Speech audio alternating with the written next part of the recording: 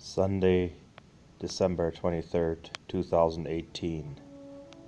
And the story headline today is Thousands Still Without Power Days After Windstorm.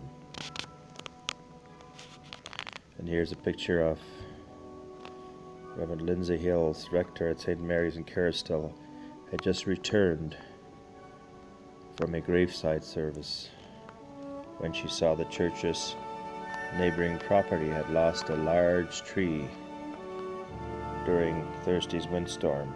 Still in her robes, she directed traffic for 30 minutes. Well, bless this good woman for doing this, because quite often first responders cannot get there right away when something like that, major windstorm like that happens. I mean, even BC ferries, they weren't able to run.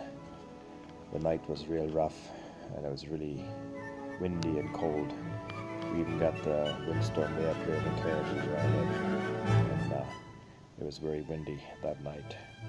It went all over the province, but it really hit the southern area really bad. I'll continue around here. The story. Crews working around the clock to restore service. Thousands of BC residents are still without power.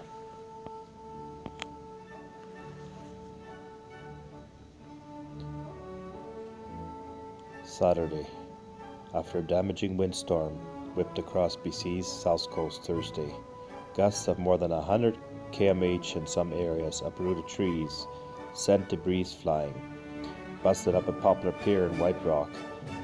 Yeah, I used to walk on that pier in White Rock. I remember that pier in White Rock, and it's kind of world famous, like Fisherman's Wharf down in California. That's a famous one too. Well, this one here, the White Rock Pier, is quite famous too. And the winds were so powerful. I've never seen them that powerful before in my life. In over 40 years that I've lived in the province of British Columbia now, I've never seen winds that powerful that would actually knock that whole pier right off. It forced the cancellation of ferries and flights and damaged the water treatment plant in Nanaimo. The high winds are also believed to have toppled a tree, killing a woman in a tent on Vancouver Island. It also left many without electricity in the final busy weekend before Christmas. Now, the thing is, that woman was killed in a tent on Vancouver Island. That's terrible. There's so many homeless people that are living in tents now, and we don't even think about it. And this is the reason that people are supposed to be thinking about each other. But in this province, there are still many homeless people, like never before. I've never seen it this bad.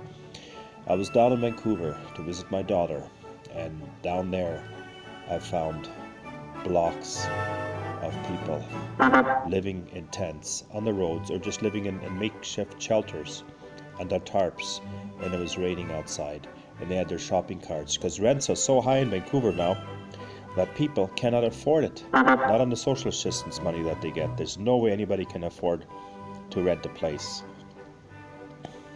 There have to be more and more of these subsidized places built. We have a big homeless problem. There's nobody can afford a $500,000 home. That's what they cost in Chilliwack.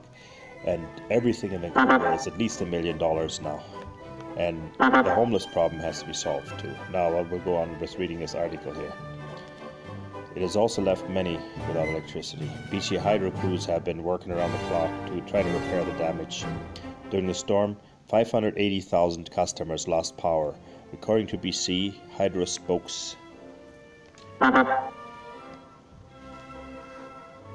Maura Scott. As of late Saturday afternoon, there were still more than 12,000 residences without power in the Lower Mainland and on the Sunshine Coast, and more than 50,000 on Vancouver Island and in Gulf Islands. BC Hydro said Thursday's windstorm was one of the most severe storms BC has experienced in years. Now, like I said before, in years they say. I know it's been in over 40 years that I've been here in the province of BC. I've been here actually 46 years now, and I've never seen windstorms quite that powerful. It's one of the most worst It is one of the worst, for sure. In the Fraser Valley, BC Hydro said in a note posted Saturday on its website, all available crews will be working until the remaining customers are restored. BC Hydro said many customers will be without power throughout the day, and for some customers it could be a couple more days. Environment Canada lifted an alert for Metro Vancouver, but wind warnings were again posted Saturday for southern Gulf Islands and for many parts of Vancouver Island. Meantime, city officials in White Rock are dealing with significant damage to a pier which split during the storm and led to a dramatic helicopter rescue of a man stranded on the pier. He was unharmed. White Rock Mayor Darrell Walker said Friday he has lived in the city for 50 years and has never witnessed a storm that bad. So 50 years he's lived there, longer than I have lived here in the province of British Columbia.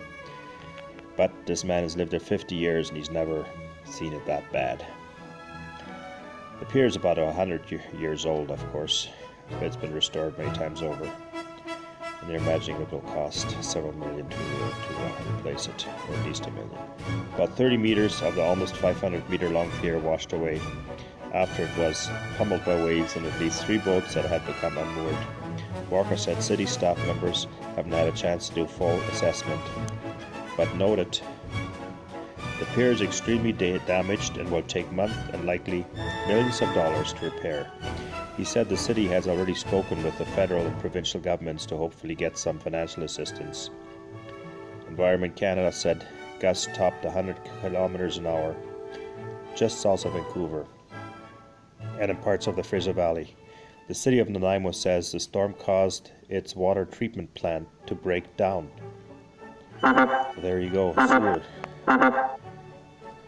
going into the ocean possibly, or to the river system, and is urging residents and businesses to restrict their use until the system is fully restored.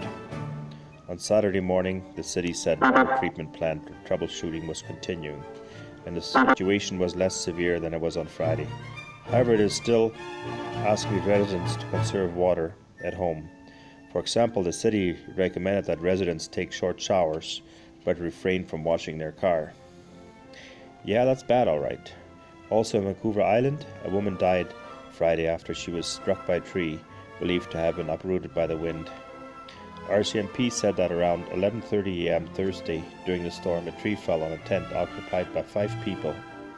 Homeless people, of course. It doesn't say that in here, but that's usually how it is this time of year.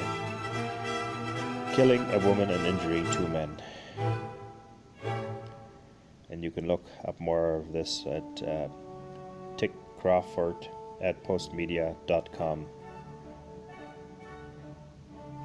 Here we go back again to this faithful woman here directing the traffic coming back from a graveside service, and she right away does the right thing to do, to look after people so that they're not in harm's way or possibly driving into cars.